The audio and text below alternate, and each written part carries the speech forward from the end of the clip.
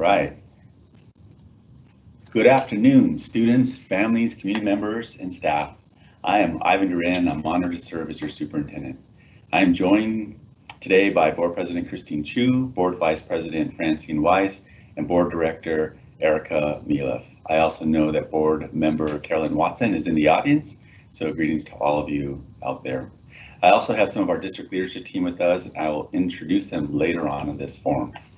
The goal of this virtual town hall today is to connect with all of you, provide you some updates, and to respond to the many questions that have been posted by our community. Now more than ever, it is important for all of us to stay engaged, connected, and informed. The ongoing global pandemic has been challenging in so many ways, and it appears that we will continue to have some forms of stay-in-place orders for a longer period of time. We are all experiencing changes to learning, working, and living. Many of our families are facing unprecedented hardship paired with uncertainty about what comes next. At this time when we need each other the most, we are being forced to isolate. But physical distancing doesn't mean that we have to emotionally withdraw from our community. That is important to be emotionally and mentally connected, and I am grateful for this time with all of you. I spent part of my morning today visiting Lake Hills Elementary School, where our nutrition services staff has been handing out food to so many of our families and students, and it was just wonderful to see so many people out and the way that our teams are serving our students in amazing ways. We know that this time may be more distressing for our students. Young children may not be fully understanding what is happening, but they know that this is not normal. Older students who rely on being around each other are dealing with the loss of their social and circle activities that they do along with athletics. The district is doing our best to support students during this time. Our educators are brainstorming creative ways for students to stay connected with them and their classmates. I've been deeply impressed by the number of ways and the examples that I hear from day-to-day examples of where our educators and our principals are just doing really amazing things. This last week we had a principal meeting that we call our nuts and bolts, and I was able just to hear the numerous examples that our school leaders shared around what our educators are doing to really make sure that our students are feeling connected and still feeling inspired about the work that they're experiencing during this time. We also have educators at Cherry Crest Elementary School who are hosting virtual recesses where kids get onto Microsoft Teams, they have time to socialize, they play games, they laugh, and they just have fun in this socialist setting that we've been able to recreate in the Teams virtual environment. I also want to shout out James Burke, who's one of our science, technology, engineering, and math teachers over at Tyee Middle School. He's still having students design and test gliders this spring. This year it's been done virtually instead of inside the classroom. James uses an online platform that guides students through the engineering process. The students brainstorm, design, test, and test again. James says that copies of process that they actually go through, that actual aerospace engineers go through. And then students can also compete against each other virtually. And the students receive guidelines, feedback, and specifics, specifications for their design. So just a really great example of how one of our educators is still continuing the learning that he would try to have, in that brick and mortar environment. At Stevenson Elementary School, our educators are doing their best to have regular check-ins and check-outs with their students nearly every day. That was a routine that the school had in place before we had this closure, and it's some of the routines that they're still trying to create for their students so they still have that level of connection. Educators are finding this time extremely rewarding as it allows students to really just openly share how they're doing and what is on their mind at that time. The educators over at Stevenson are also doing Friday game or social time, and many of them actually started lunch bunch with the students. So I'm truly grateful for all the work our educators and staff have been doing to build connections with our students and for investing so much time, effort, and energy so that every student is accounted for and no one is missing. For students who want additional support, our counselors are available. Across the school district, our educators and school leaders are finding ways to build more connections for our students during this challenging time, but know that we have quite a few resources that are available. So if a student needs to reach out and have somebody connect with them, we have staff that's ready to help and support our students. So we are all focused on new ways of teaching and supporting our students. As I said in a past forum, we are all learners at this time. We are all learning a new way on how to work with each other virtually, how to ensure that we're getting many of our goals completed, to ensure that we're really staying true to our strategic plan and the work that we're trying to ensure that all of our students have success. Our educators have transitioned to a totally new way of teaching and engaging with students. Parents and guardians have also entered a new partnership with us, and we are relying on you in many ways. Many of you are also identifying all the new things you are learning. I know it's not been easy for everyone, and I truly appreciate the efforts by everyone to move forward. During this challenging time, I appreciate your patience, understanding, and flexibility. I am grateful to our students, families, and community partners for doing so much to support each other, and I know I speak for all of the Bellevue School District employees when I say thank you. We are adding new resources, tools, and information to our website every week in order to help our students and families at this time. I'm grateful for all the feedback that we've received from our community and ideas that people have suggested to us. So we're taking that information in, making changes to our website to ensure that we have the most current and recent information up to date on our site.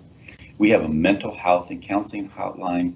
There's a nursing hotline that's been set up for health-related questions. And we also have our nutrition services program, which has expanded, and we are committed to doing everything we can to support our students or families during this time. I also wanted to take a moment just to highlight some of the amazing work our team has completed over the last several weeks.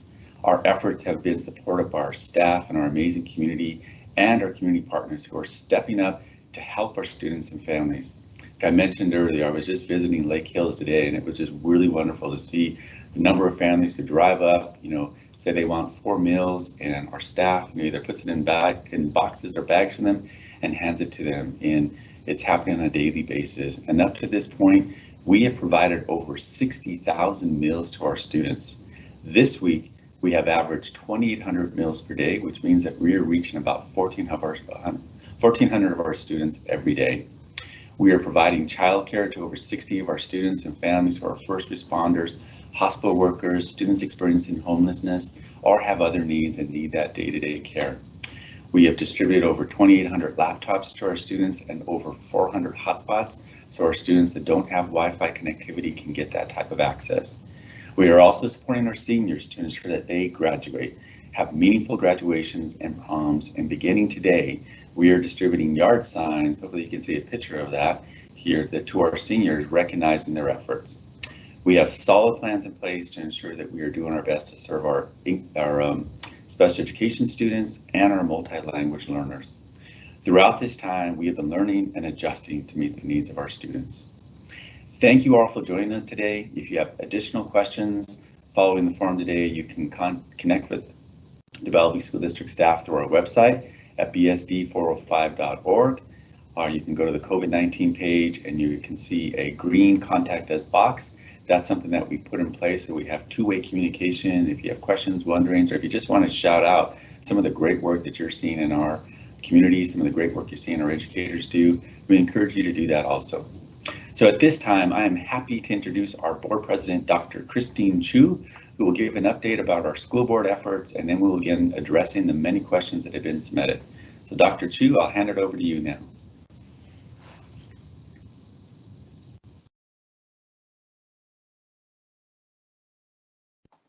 Got it. Thank you so much, Dr. Duran, and thank you to all the staff for this work that's going on and has been going on for so long. And thank you to the families who take time to join us for these. The communication that we have and the ability for us to get your questions and hear your feedback actually makes a huge difference in how the district is able to respond and take care of every one of our kids and our families. So I am here. My name is Christine Chu. I am currently the board president. Francine Wiest is with me. Erica Malif is on the line. So is Carolyn Watson. And we're missing Seema Serafan today, who has some family things that she is tending to.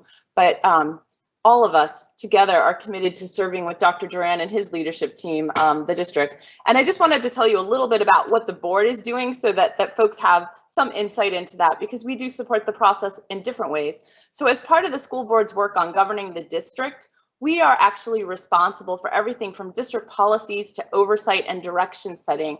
And I have visited our emergency work sites and watched the evolution of our services during this time. And I have observed phenomenal commitment. You saw the lunches that were being served. That increase to 2,800 meals per day did not happen without extreme effort from transportation, who's delivering those lunches, from our nutrition services, from our organizing folks who are volunteering and distributing at the schools and the drop zones. It's just an amazing thing to watch the school come together, do the right thing, and be open to growing and doing better and better and better to reach more and more of our community. Our educators continue to innovate, as do our other staff, doing their best to serve our students. But the board, one of the things that's really interesting is the board has also been working with the superintendent and his team to update our annual goals for this year. We didn't just decide, oh, you know, there's the COVID problem, we can't educate children. Our educators, our staff are committed to doing their best to reach students, give them meaningful interaction opportunities, an opportunity to continue learning and to be part of this educational community. And so we're working on updating the goals to make them relevant to this period and robust and meaningful. So just to give you one example of a goal that's being updated, in our student well-being goal, we have 5 goals for the district. One is about student well-being, one is about academics, one is about innovation, one is about supporting our staff, and one is about family engagement. And in our student well-being goal, for example, we have a whole goal around taking care of the transitions.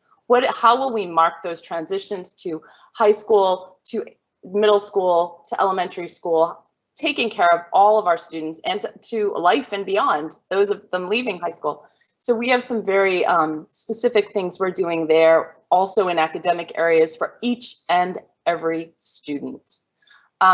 So staff are polishing those up, but also as part of our governance role, the board is collaborating with the superintendent to ensure that we comply with all state mandated rules updates from what is our State Department of Education, called the Office for the Superintendent of Public Instruction. And the most recent rules that were issued literally in the last 24 hours require us to adopt a learning plan for students. But in our district, our teachers, our educators, our staff have been working on those plans for weeks now.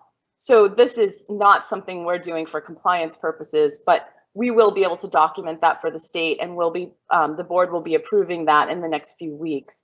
The board is also responsible for helping advocate for our district and for each and every student and family and staff member within it. So we're all talking to our legislators to ensure that the State House and Senate consider budgets and changes to our laws. As they're doing that they'll do so in a way that supports our students and meets our obligation to educate our students in ways that are realistic and accessible and meaningful for each and every student. We're also reaching out to federal legislators looking for their support in this time. And we're also working with the WASDA, which is the State Association of All School Boards. And we have weekly calls with them where we get new information, we share ideas with other school boards, and we keep ourselves connected to the community. And we meet regularly with different organizations like our Jubilee Reach and Bellevue Schools Foundation and so forth, and our PTSA, our special needs PTSA, to hear and understand what's going on with you folks and to bring that back to the district and advocate and adopt our work to do that. So I just want to say that we really appreciate all the work of our staff, but also the patience and persistence of our families, our students, and our community partners who are all supporting us in this endeavor. And I'd just like to give a little shout out to the Bellevue Schools Foundation, who has its Spring for Schools virtual celebration today. So thank you to all of our community partners. And we're also grateful for our families, our educators and staff, and our students. We will continue to support each other as we navigate these uncertain roads, working through our values that include service, respect, and compassion. And we are always seeking to affirm and inspire each and every student to learn and thrive as creators of their future world. So thanks for being here. Awesome. Thank you, Dr. Chu. Appreciate all the work the board has put in, all your leadership during this time, and just really appreciate everything we're doing to partner and ensure that we're doing the best to meet the needs of our students. Thank you. All right, I am going to be shifting gears now. We have quite a few questions that came in, so really grateful for everybody that was able to get online and be able to submit a question for us. We are, just make sure I have my mute off. Yes, I do. we have a number of topics, and so we went through the questions and we kind of try to rank them based on what we kind of saw as some of the greatest need and kind of the greatest concerns that people have. So we're going to start with grading. We're going to be then talking about our overall learning plan, and some of the specific questions came in there. We'll talk about summer school, what we're anticipating right now, work around student well-being, spend a little bit of time talking about expectations for staff, and then talking about some of the specifics around our operation and what we're trying to do to support people getting in and out of our buildings, and construction and enrollment questions. And then we'll close out talking about, last day of school, and just sharing some of the things that we're thinking about doing at the end of the year. So I am now going to hand it over to our Deputy of Academics and Instruction, Eva Collins, who's going to kick us off talking about grading. Here you go, Eva. Thank you, Dr. Duran. Hi, I'm Eva Collins, Deputy Superintendent, and there have been a number of questions that have come in about grading, so I'm going to try to answer those the best I can, and trying to understand all of your questions. And so first of all, just to give you an overview about grading, that in grades, you may have seen our grading practices that have been communicated in grades kindergarten through 8th grade. We're using a PNP, P being for proficient and being for not proficient, which is different than our traditional grading practices. And so there have been a lot of questions about that. And basically what we're looking for is for students to be making adequate progress in order to move on to the next grade level or the next course in middle school. And at middle school level, those courses are the non-high school credit courses. So all of the middle school courses that you're not taking for high school credit, and all of our elementary courses.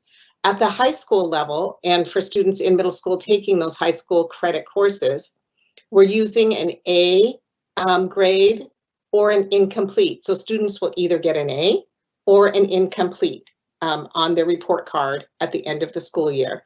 And those are the grades that will go on the transcript, an A or an incomplete. And so there have been some questions about why aren't we using a pass-fail instead of an A and incomplete?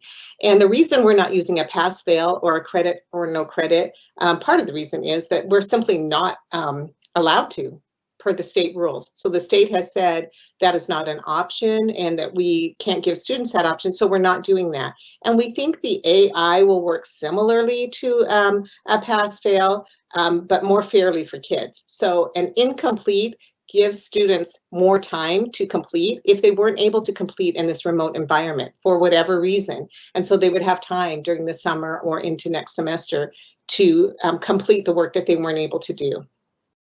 The purpose of the grading really for this semester and for this time is to be able to give students feedback and to be able to help them just continuously learn, giving you feedback on the core essential elements that we've laid out in our learning plan. So we also had a question about, middle school, and I think I answered that one. How are middle school classes taken for high school credit being graded? The same as high school, the A and the I.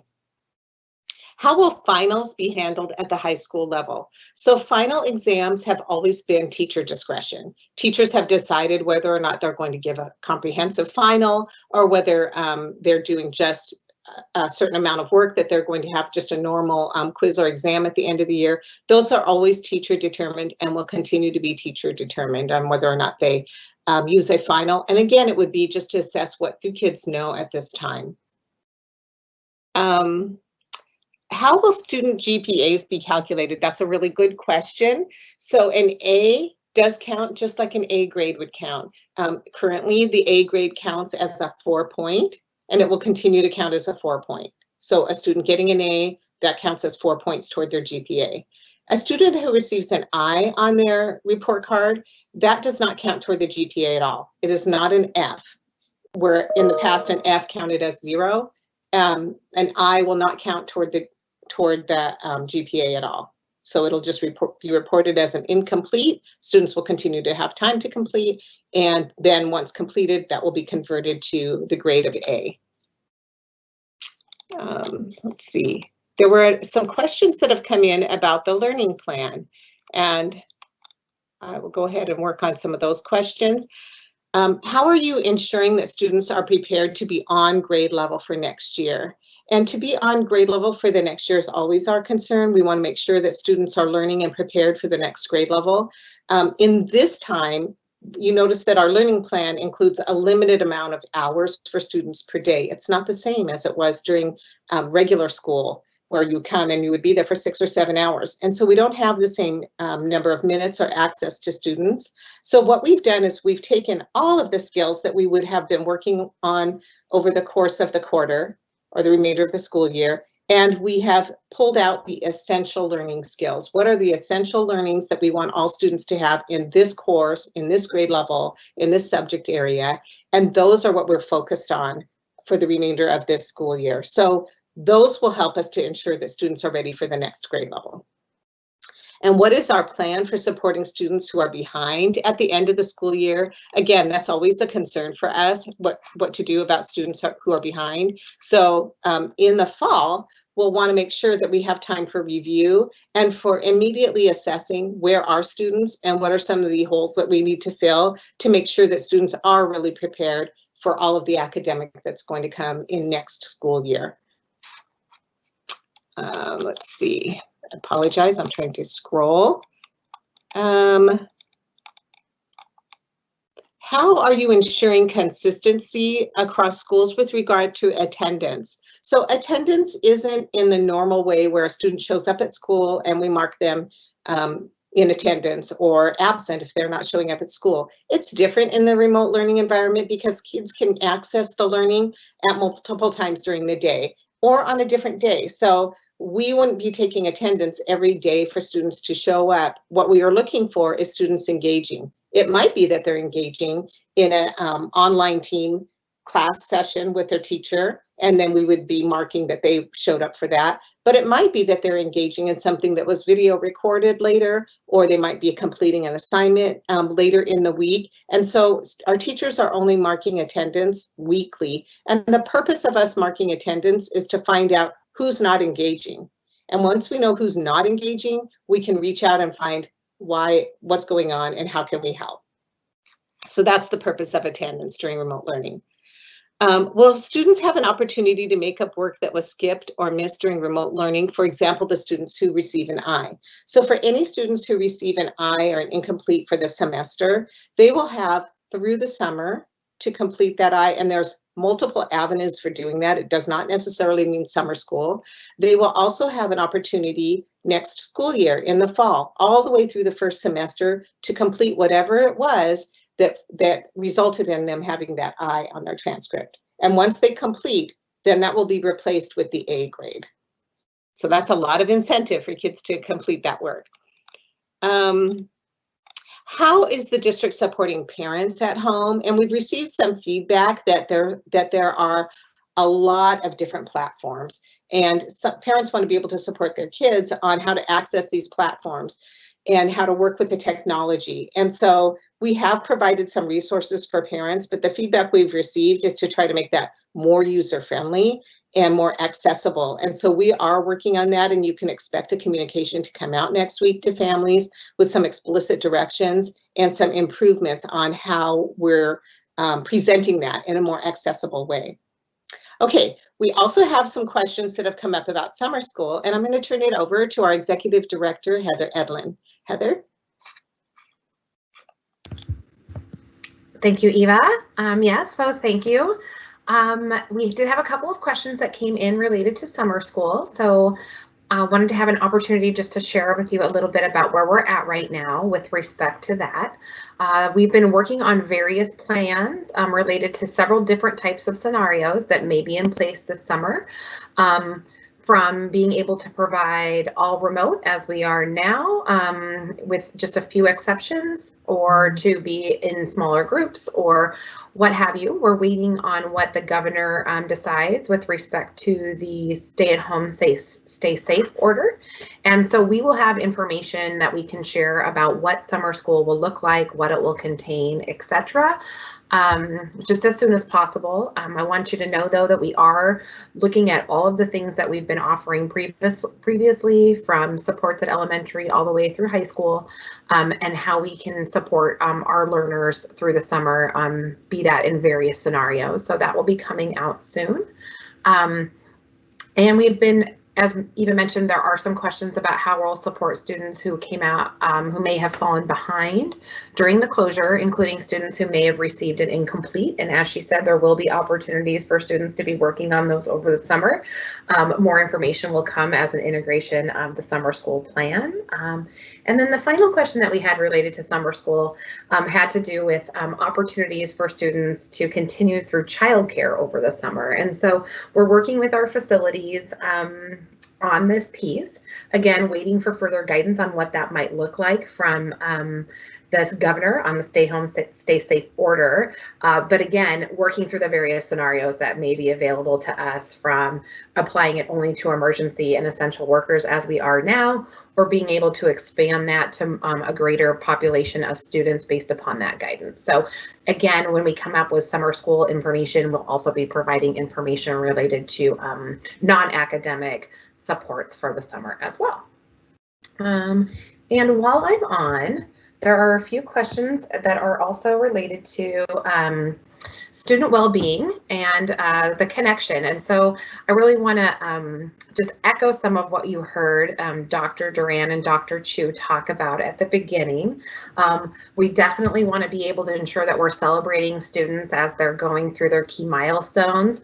So how are we ensuring the preschoolers who are making that transition to kindergarten, some of our fifth graders who have had their last day at their elementary school, and now are going to be moving into middle school? How do we make sure we really celebrate and recognize those? So we'll be working forward through that with schools. We also want to make sure that students have opportunities to engage in non-academic ways with their peers and with district staff. And so to that end, you heard some of the examples that have been provided in some of our school settings. And we're working with each school to develop a plan for what that all will look like. We just want to make sure that students have the opportunity to experience joy during this time.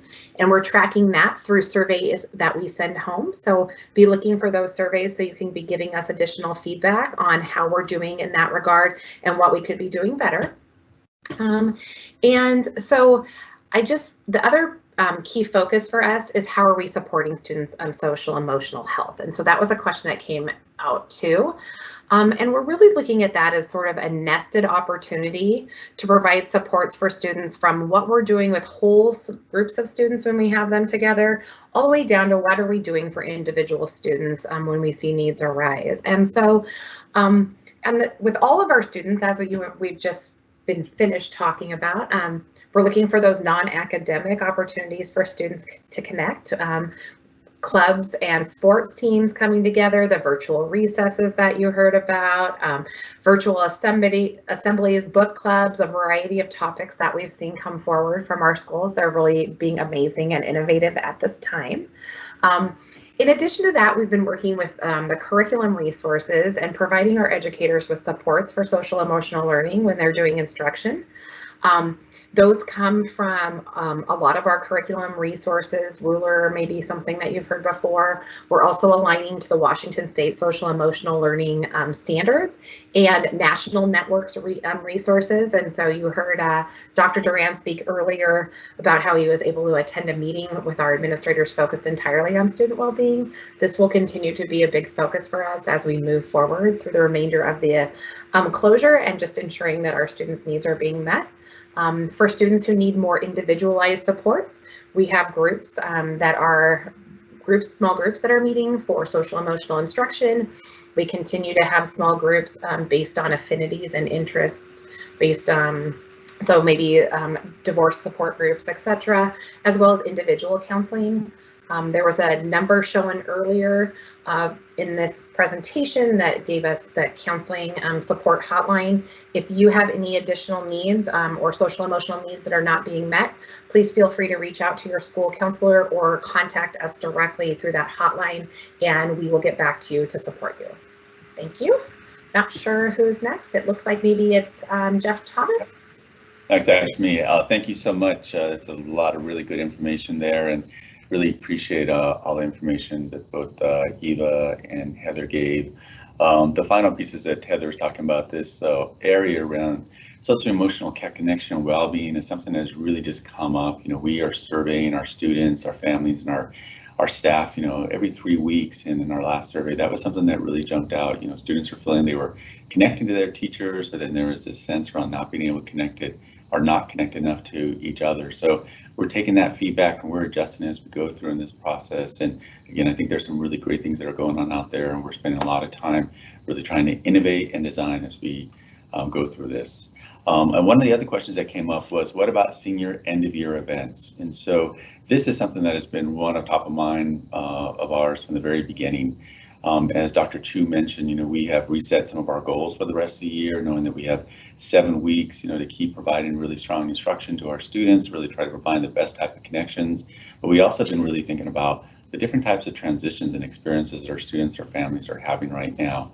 When we shared this with the board on Tuesday, one of the things that was really recognized that when you think about like a 5th grade student or a senior or an 8th grade student, when we closed school, earlier in March, none of us were expecting that the students would not be going back into their buildings at that time. And that is now the reality that, so many of our students are facing. So we are aware of that. We're doing everything we can to think about creative ways to come up with ideas. So we have a really strong plan for supporting our seniors. We did a town hall a few weeks ago, and then following that town hall, individual school leaders hosted town halls with their school community.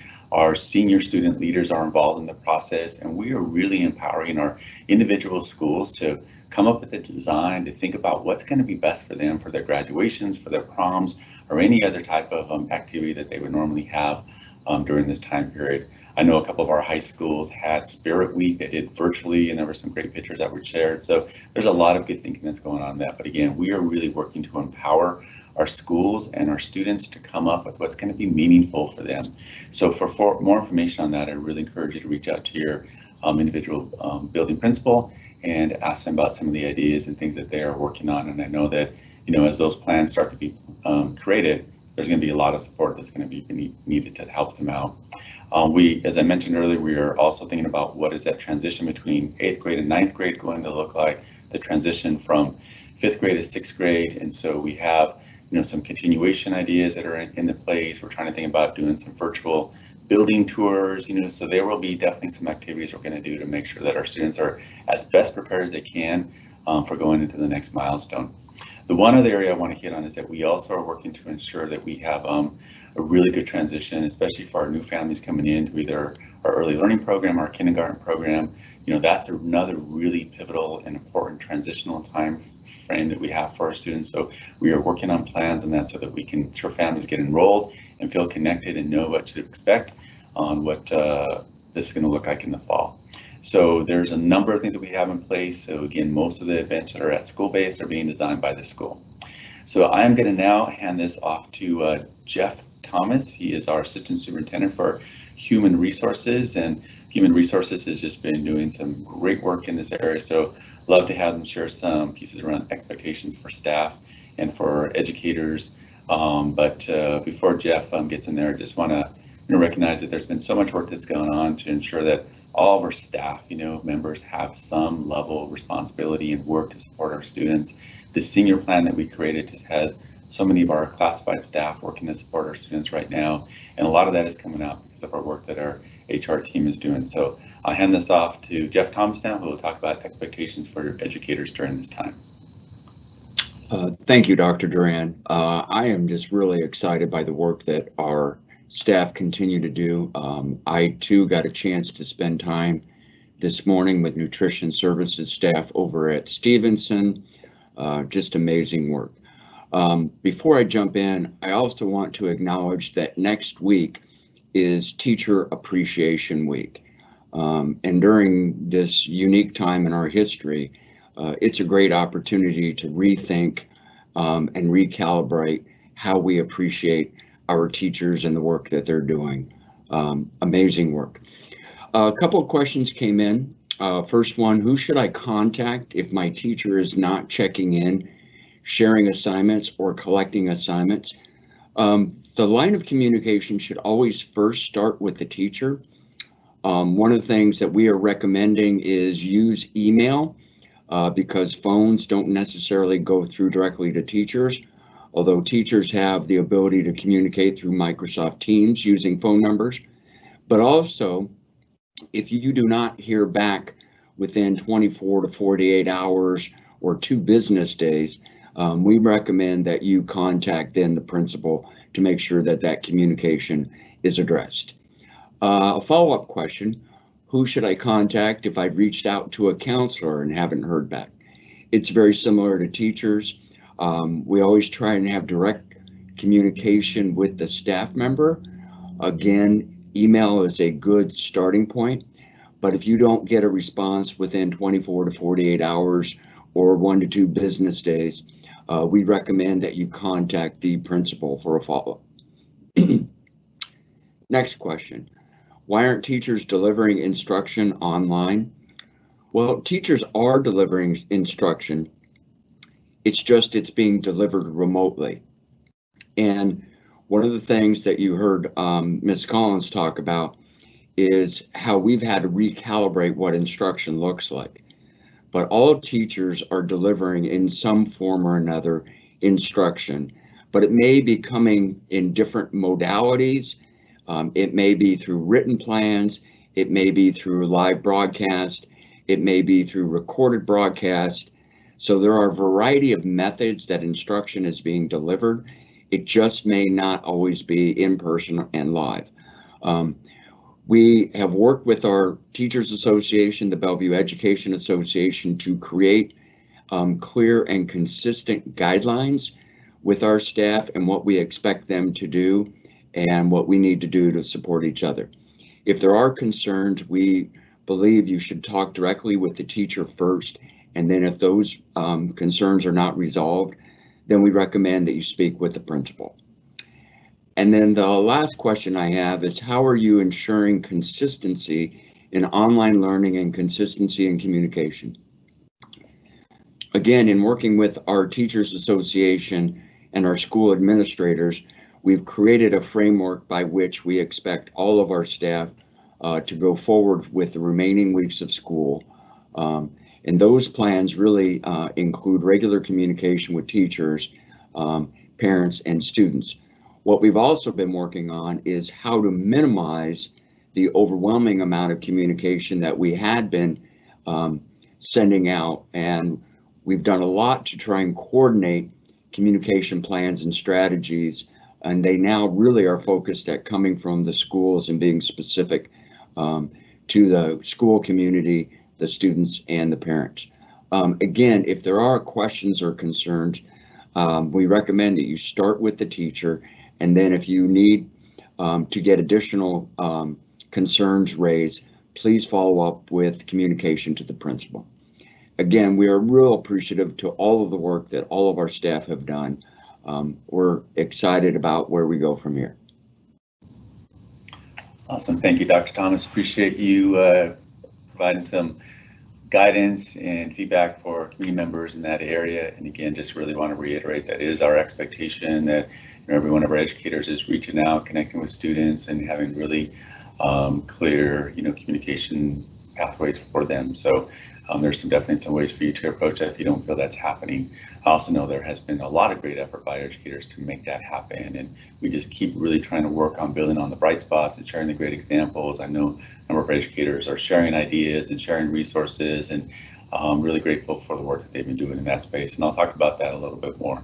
So I'm now going to be handing it over to Melissa DeVita, who is our Deputy of Operations and Finance. And Melissa just does a lot of work in the really big areas from nutrition, transportation, facilities, and she also has to keep track on our budget and all those things that we have to be mindful of, not only of today, but tomorrow, knowing that we could have some potential, budget issues coming up, knowing that there's going to be, lost revenue across the state. So really appreciative for all the leadership work that Melissa has done, the way her team has been working. And I'm going to hand it off to her to talk a bit more around some specifics around facilities, buildings, and what we're doing to ensure that we are still maintaining physical distancing and staying safe.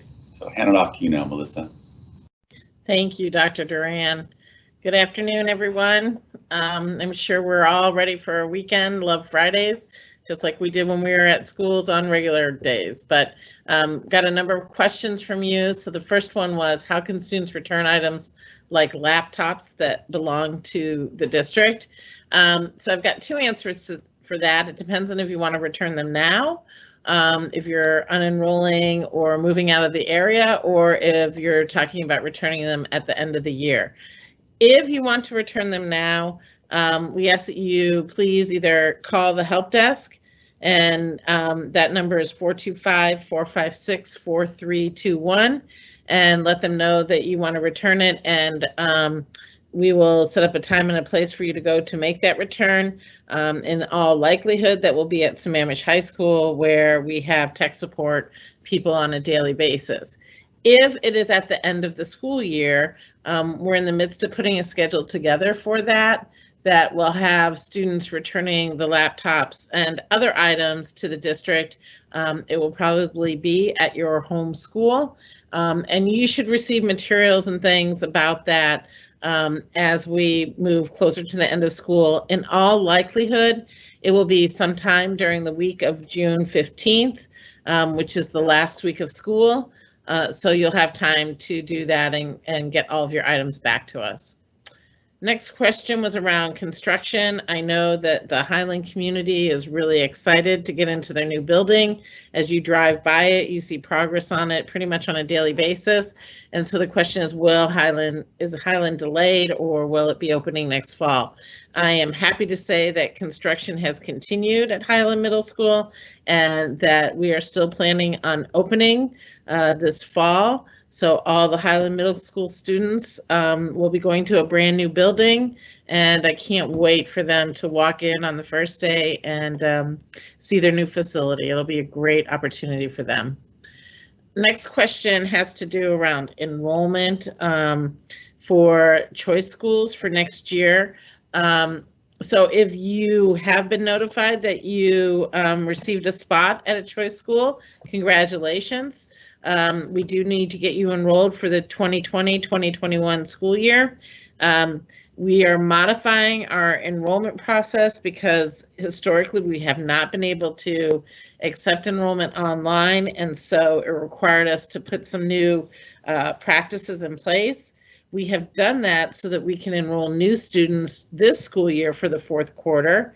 We do have some families and kids moving to the area and wanting to enroll. And so we're piloting that process right now, but it is an electronic process, and it allows you to upload appropriate documents to a secure area on our network that would then allow us to complete the enrollment process for you. So please stay tuned. We will be reaching out and providing you with links and instructions on how to get students enrolled for the 2021 school year. This will also be for new students, including kindergarten students that will be joining us next fall. So stay tuned for that as we wrap up this pilot process and make any tweaks to the system that we've put in place. We will then notify everybody and get them started on the enrollment process. We will also, depending upon the governor's plans for reopening and physical distancing, we'll have some opportunities to work directly with families and others over the course of the summer to get kids enrolled as well. So we're putting plans in place that if physical distancing is still required, then we'll implement that one way or other ways. So stay tuned for that. Student needs. So there's a bunch of questions here. One is around meals. Will they continue over the summer? Yes, we have always had a summer meals available to students. However, the program was limited to where students could pick up meals, and we could only offer them at two locations, Sammamish High School and Lake Hills Elementary School. The federal government has lifted those restrictions for right now, and but it's only through the end of school. So we are hoping that the federal government will continue to move forward with the current structure so that we can continue to deliver meals to areas where families are located, so that we make it much easier on the families.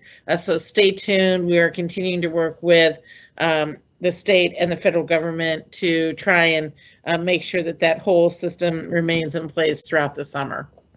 How can students retrieve personal items left at school? We're in the midst of putting a process in place for not only students, but staff as well, to retrieve items from the school buildings.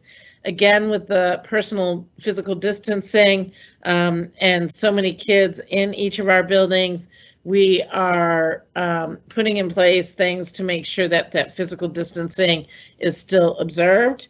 And so I would not expect to get into the building anytime before those restrictions are lifted by the governor. If there is something that is an emergency item that you definitely need to get a hold of, such as medications or other things, please reach out to your building administrators and they can work with you regarding getting any of those high needs items taken care of.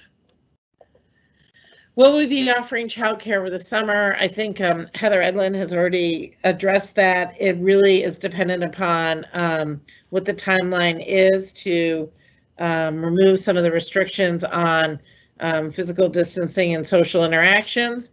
And so we will continue to, we have contingency plans in place under multiple scenarios. So we hope to be able to offer as many services as possible to our community.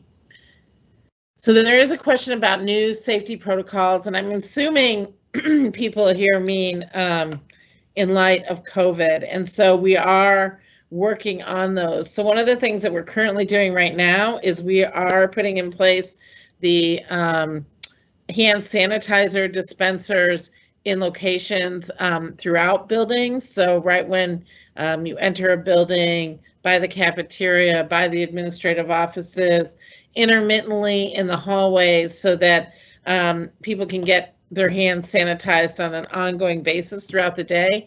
We're also exploring products that are more, are friendlier to kids and the environment and other things, so that not only can our custodians disinfect throughout the day, but kids will have the ability to wipe off their desk if they feel a need to do so. So we're looking at all sorts of different products and getting things in place so that they are more convenient, more available, and more frequent throughout the day. And will there be additional training offered to staff? Absolutely. When all these items are finalized, we will be working with staff to let them know what's available to them, how to utilize it, and how they can get support for it. So let's see, how are you supporting students who don't have technology access or skills to learn remotely?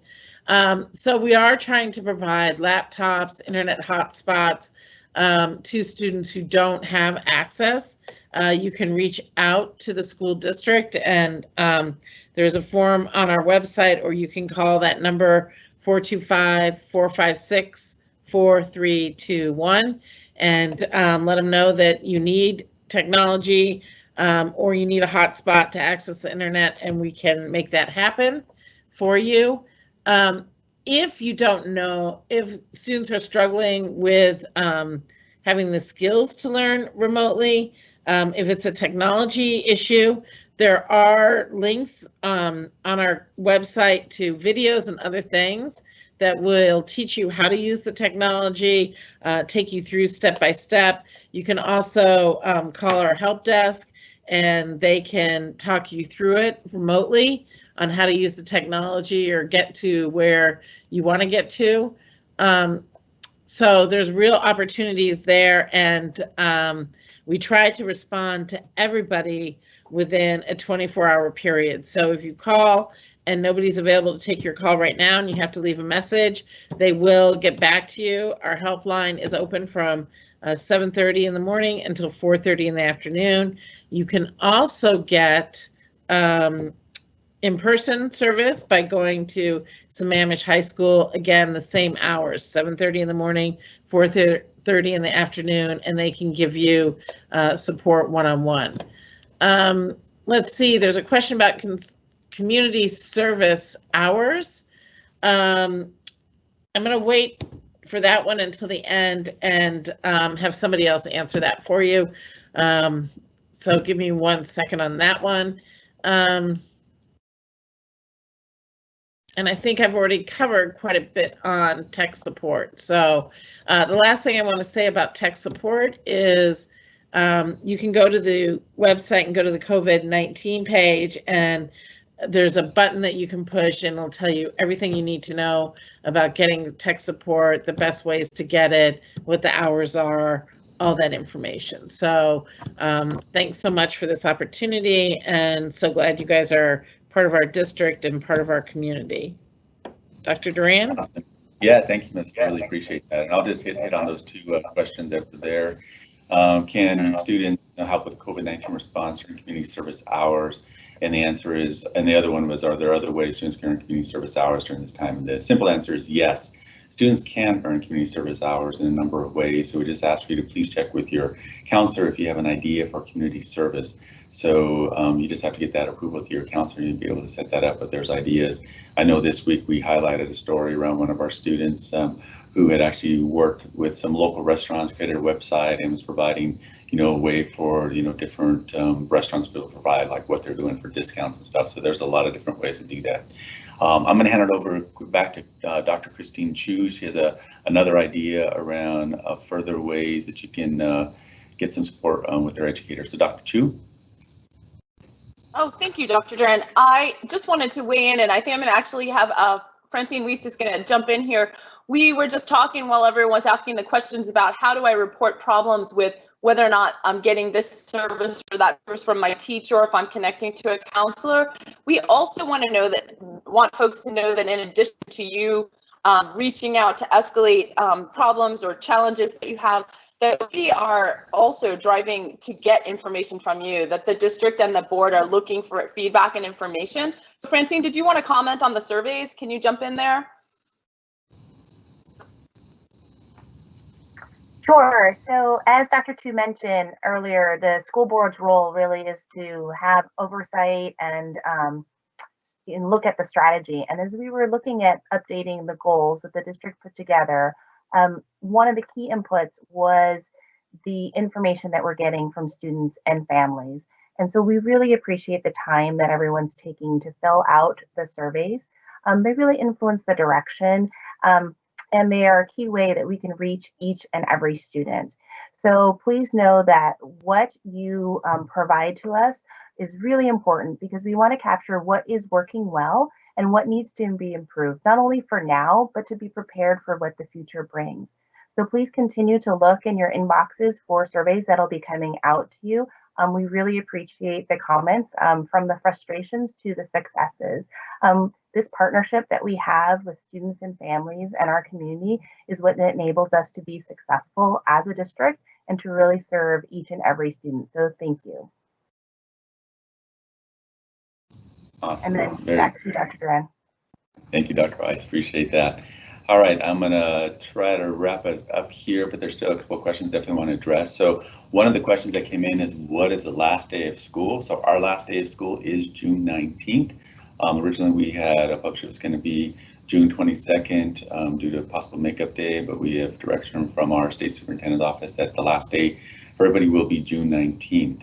Another question that follows along that, is Bellevue School District considering closing early like some other districts in other states? And the answer to that is no.